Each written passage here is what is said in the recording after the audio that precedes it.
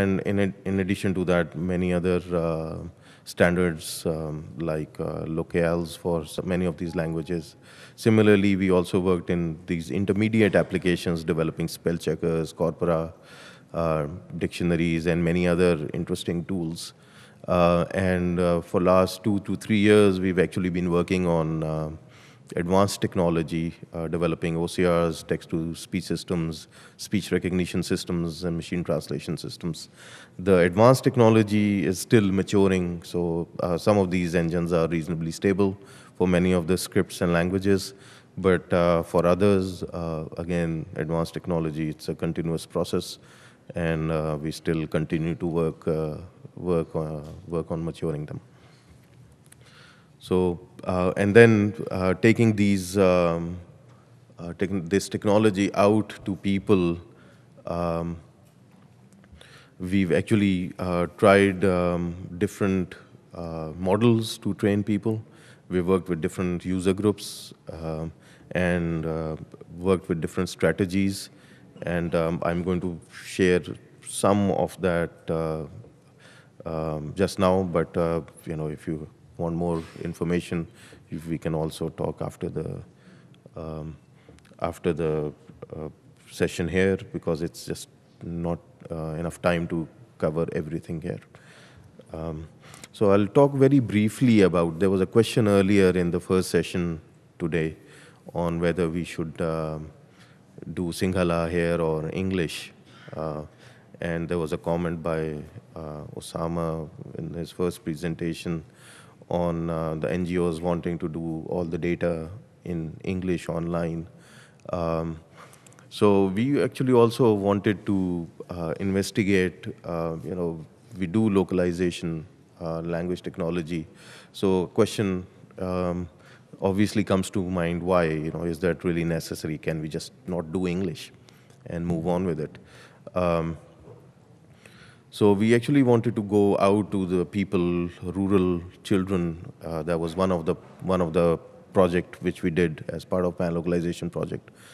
And we wanted to find out, does language really make a difference as far as learning and adopting ICTs are concerned? And what I'm going to do here is just share pieces of data which we collected working in this project, which was called the Richa or window in Urdu. And the project basically was took us to 10, we worked with 10 different schools in rural areas, 5 girls' schools and 5 boys' schools in 3 different districts of Pakistan in Punjab. And basically these schools didn't have, when we went in, there was no exposure to computers. There were no computers at these schools. They were very remote in location. So we actually started with providing computer labs. We developed learning material in Urdu. We localized open source software in Urdu, provided the localized software to them, and also provided training over 1 year from where they started from not having any knowledge of computers, and at the end of the training, they were developing websites of their communities. So we took them through the whole process. So here's some data which we also were collecting in the process. So when we were working with about 200 children.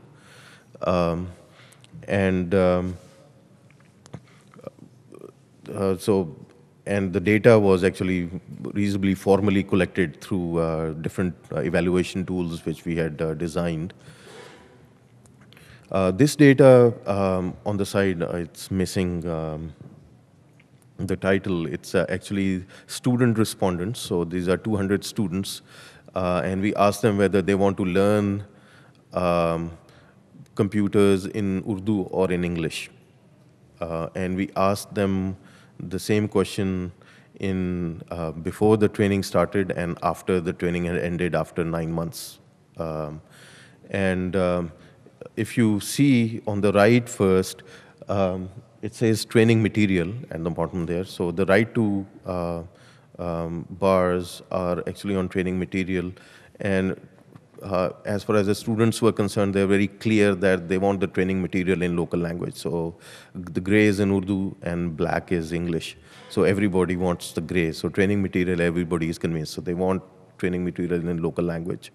As far as the computer interface was concerned, which is, if you look at the first set of bars, before the training, still 60%, more than 60% children wanted the computer interfaces in Urdu to learn to use the computers. Some wanted English, some thought they wanted English, but once they went through the training, they were more convinced, and actually many after the training thought that Urdu was a more convenient way of learning ICTs. So the numbers in the second set of graphs there dropped for English learning. So, so it was actually mixed English, Punjabi, Urdu, depending on how the students would want to interact. Um,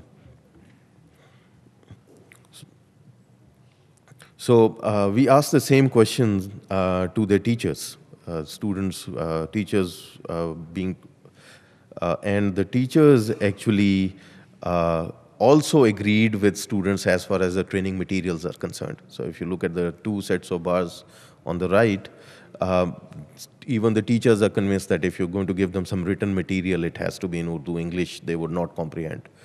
And these are 8th grade students we were working with. However, more teachers, since they were exposed to English, computers in English, they thought that the children should be taught. So the question was, what should be the teaching language for the students, not for the teachers?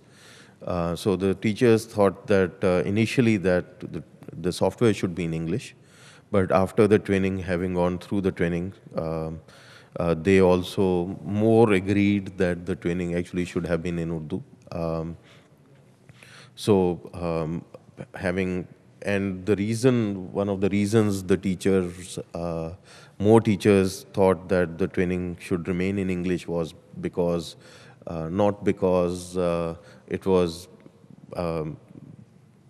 easier or difficult to learn, but because they thought that once these students acquire the skills and go to the job market, they would be better off having learned the English interface.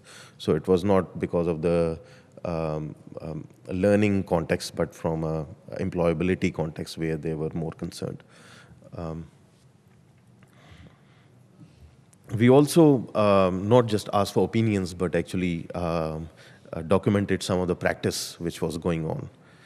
One of the things, so what we did was during these 9 months when we were interacting with these kids, boys and girls, we were actually doing small experiments in the class when we were teaching them, and gathering data on what their preference is based on languages. So one of the things which we did was also teach them different icons which are used in using computers, and we taught them terminology both in English and in Urdu. And we wanted to eventually see whether they can understand and retain information in Urdu better than in English or not, or vice versa. So these numbers actually show, so what we did was after training and after some time, after them, we actually went back and asked them we actually gave them a small test where they were given icon pictures and they were supposed to label them either in Urdu or in English, or if they don't know, they'll respond as they didn't recognize it. Very interestingly,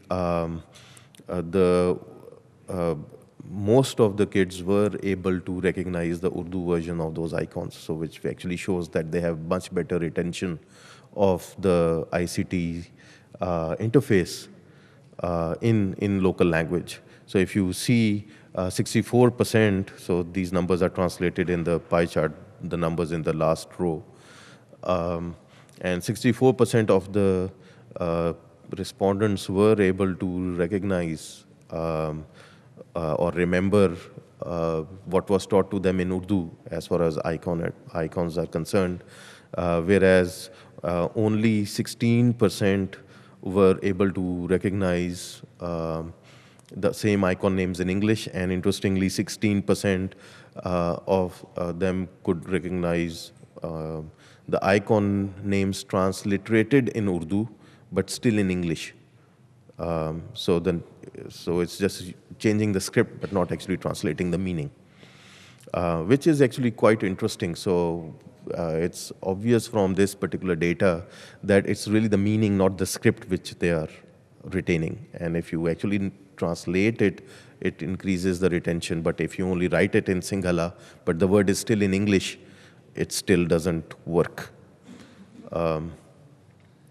Another interesting aspect which actually came out of this was that language seems to be more of a barrier for women, girls, than boys.